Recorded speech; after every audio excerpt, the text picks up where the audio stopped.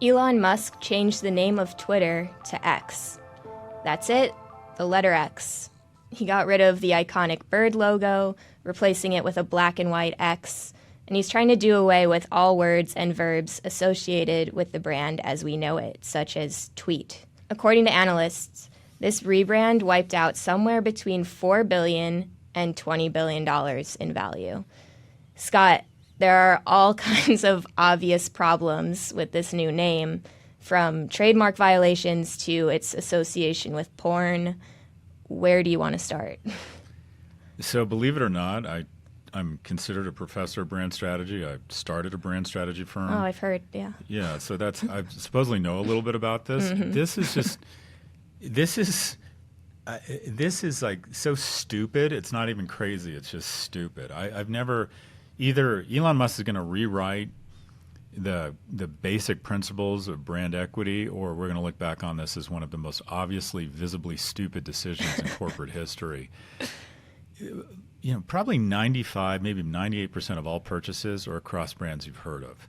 You don't go out and buy a car, order a beer, or buy a shoe of a brand that you haven't heard. It's unlikely if you get an email from somebody and you know them, or you've heard of them. You don't even have to know them, but you've heard of them.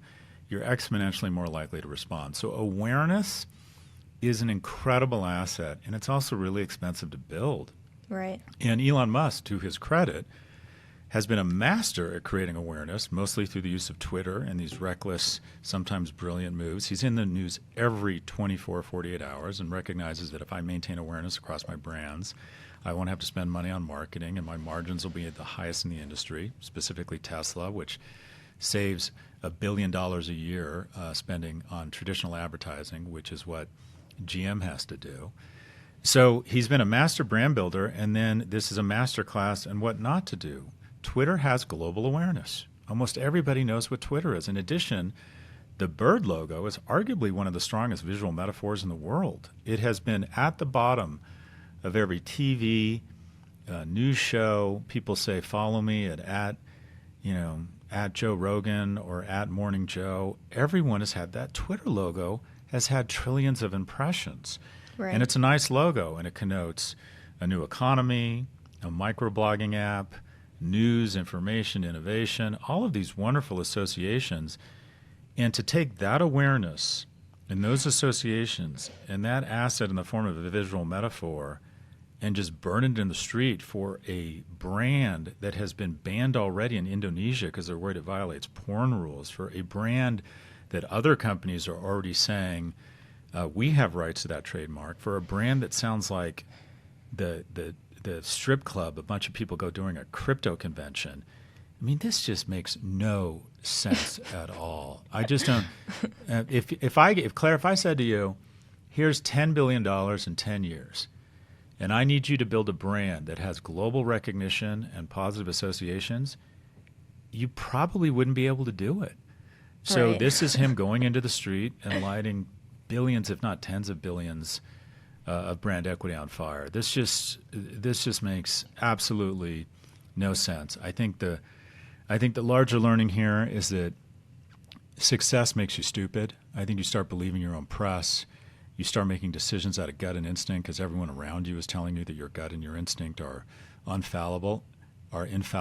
Every person I met to a person is fallible. And this guy is like the king of fallibility right now in terms of some of the decisions and some of his behavior. I wonder if there's just too few people with too much money. When you can spend $45 billion and basically start spreading conspiracy theory and make, there's a wisdom of crowds. If he had a board, anything resembling a credible board, that had anything resembling any domain expertise around basic marketing, someone Right. would have stopped him from this and said, boss, you really need to rethink this. But because he can buy the company for cash, or near all cash, $13 billion in debt, I think $33 billion in equity, and have no board, no oversight, no one on his shoulder to tell him what to do, or everyone around him is just telling him he's awesome, or he doesn't listen to anybody else. This is just such an interesting lesson in how power corrupts your thinking, and hubris really does kind of contaminate your logic and your reasoning. So Elon Musk will go down as one of the greatest brand builders in history, who has made arguably one of the worst brand decisions in history. Yeah. Yeah, I mean, just it's interesting that you latch on to the logo. I feel like it's one of the most undervalued assets that Twitter has going for it. And now this X logo, to me, it literally looks like a wrapper for a condom that's going to break. Like, it looks just dangerous and gross. And, like, I see it and I don't even want to click on it. Like, Carmen, my girlfriend, keeps sending me X posts, I guess. And I don't want to even open them because X's. it just, X's. Like that. And he's trashed, like, the words, the language that we use to talk about how we navigate this space. Like, we can't even call it a tweet anymore, or a thread. Threads has basically taken that word from them. And, I think it's also interesting that Threads put out their logo and it was black and white. And then a couple weeks later, Elon puts out a black and white logo. Who knows where he got it from? I think I've seen a few different origin stories. They all seem very random and rushed. But at least Threads logo looks like whimsical, fits the brand, and it kind of got people talking. This just looks awful to me.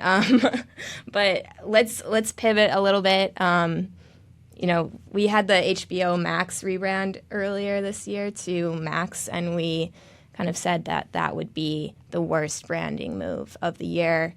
But it looks like we were wrong about that. So can we let's go through some of the best and worst rebrands, and can you just give us a crash course on who did what well?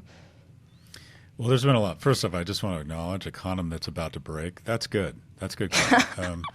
Thank you. Oftentimes changes are just for simplification or for M&A reasons. So Apple Computer has just gone to Apple. That makes sense, right? PricewaterhouseCoopers, PwC. Right. Dunkin' Donuts. All right, we want to be known for more than donuts. Dunkin'. Kentucky Fried Chicken. There's some issues there. Let's call it KFC. Tokyo Tsushuin Kogyo became Sony. All right, that makes sense. Some of the brand changes that didn't work.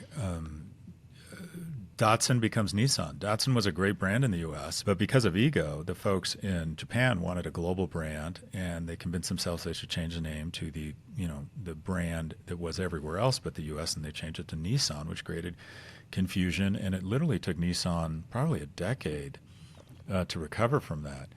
Facebook to Meta, I mean, that's sort of a minor fail, but they kept the consumer equity. They didn't change the name of Instagram.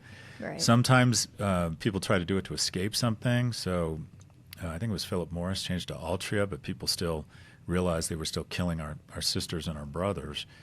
There's Google to Alphabet and Facebook to Meta, but that was primarily a means of creating more CEO roles. I saw that as a retention vehicle. You could have Sundar be the CEO of Alphabet, but also have CEOs of Google, YouTube, et cetera. And that, even if it was the wrong idea, it wasn't going to have that much of an impact because the corporate brand is for investors and employees, and so there's not as much risk there. It's when you start monkeying with consumer equity that it really makes no sense. This will go down as one of the kind of the biggest failures of a company of this size. It just makes absolutely no sense. So you've gone through rebrands at your own businesses, most recently Section. You've got Profit, L2, Red Envelope, which I learned yesterday was originally called 911 Gifts. Walk us through the best and worst of Scott Galloway's rebrands. Yeah, so starting a brand strategy firm or being a professor of brand strategy doesn't exclude you from really stupid brand decisions, and I made a bunch of them. So Section 4, our online learning platform, where we're trying to offer 60-80% of an elite MBA course at 10% of the cost. Simply put, Section wasn't available, and now it is. We went out and bought it, so we changed the name from Section 4 to Section. So that was just pure simplification. I think that makes a lot of sense. I don't think there's a lot of confusion there. Going way back, Profit Brand Strategy. It was initially called Profit Brand Strategy. And then we started doing a lot of internet strategy. We got hired by Levi's and Williams-Sonoma to build their first e-commerce website. So we just said, let's just call it Profit. The real brand clusterfuck that I was responsible for was I started in 1995. I went and saw John Doerr, the founder and senior partner at Klein & Perkins, speak at Berkeley. And he said that the internet is all about saving time, and it's all men. And so I thought, okay, what do men need to save time around? And I thought, buying gifts. So I'm going to create a database-driven website where you type in the name, the person, the type of person, their interests, your price range, and it uses a database to spit back gift ideas, right? Mm-hmm. And I called it 911 Gifts, and the tagline was the right gift right away. And the idea was it would save you time, and you could be a great gift giver in a short amount of time. And the site and the company actually, the sales escalated really quickly. And then it was the late 90s, and I went to these stupid engagement parties where we all pretend that we're interested in watching people open gifts because they're getting married. And someone opened a gift, and it said 911 Gifts. And I'm like, oh, my God, what a nice moment for me. Someone got them a gift from 911 Gifts. And it was this beautiful Nambe forged metal bowl. Nambe is this great brand that has this kind of Native American feel to it, and it's really cool, sort of, I don't know, I guess you call it kitchenware. And the bride or the bride-to-be said, oh, this is lovely, and said, where did you get it? And she turned it over, and it said 911 Gifts, and she looked up and jokingly said, you thought about me last minute? Question mark. And occasionally, Claire, in life, you have a blue flame moment. Where that was it. You register people's emotions, and you're like, oh, she likes him, or, oh, this person is insecure about this, or, oh, this person is lying, or, oh, we should absolutely do this. You have a blue flame moment where you just feel like you know the truth. And at that moment, I had a blue flame moment, and that moment was, I'm fucked. I had started a gift company where the brand has negative recipient associations. And so we changed the name to Red Envelope. And a little bit more of the backstory here, it was going to be called Box and Bow, either Box and Bow, Red Envelope, or, God, I forget what the other one was. And the CEO of the company, a woman named Hillary Billings, who was our first CEO, that wasn't me, chief merchant, actually, that's not true. I think a guy named Pete Baltack was our first CEO. Anyways, Hillary chose Box and Bow. And the chief merchant, a woman named Christine Deng, came in and said, do you know the story behind Red Envelope? And she was from Vietnam. And she said, essentially, a red envelope and gold coins are a sign of prosperity, and you get them from your parents and grandparents during holidays in Vietnam. And she showed me these pictures of her as a kid opening a red envelope. And I'm like, that's it. That's it. The origin story of brands are really powerful. And I thought sort of the cleanliness and the kind of romantic precision, sort of mysterious East feel, it just all fit. And one of the few good things I did at Red Envelope was I demanded, I said, no, Red Envelope's going to be the brand. This works really well. And so we went through a brand change. We were still pretty early in the company's history. It was easy to raise capital. We had just raised, I think, $20 million from Sequoia Capital, so we could do the name change. And Red Envelope is actually one of the brands I'm most proud of. Luxury Lab was the analytics company I started while teaching at NYU. It was originally going to be a center at NYU. They didn't want it, so I spun it out to a private company.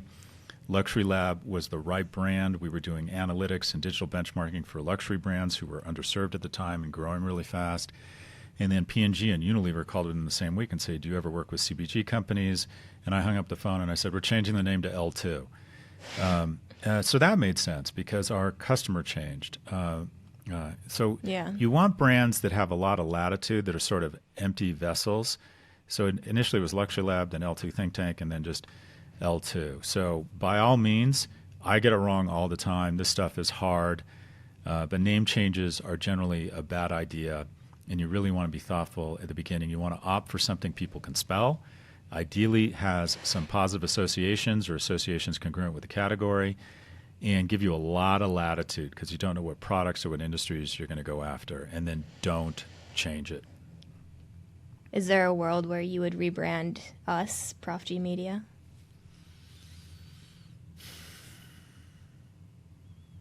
Probably, yeah. I mean, at some point, that feels very tied up into a guy with anger and ED issues. But look, I don't know. I don't know. I'm not sure I ever see us as a large consumer company. And I think that vessel around Prof and G, it's associated with me, but I think we could take it other places. But yeah, at some point it might become PG Media, but that means parental guidance suggested. I don't know. Sounds like I fucked up again. No, I'm changing it to X. I'm changing it to X. There you go.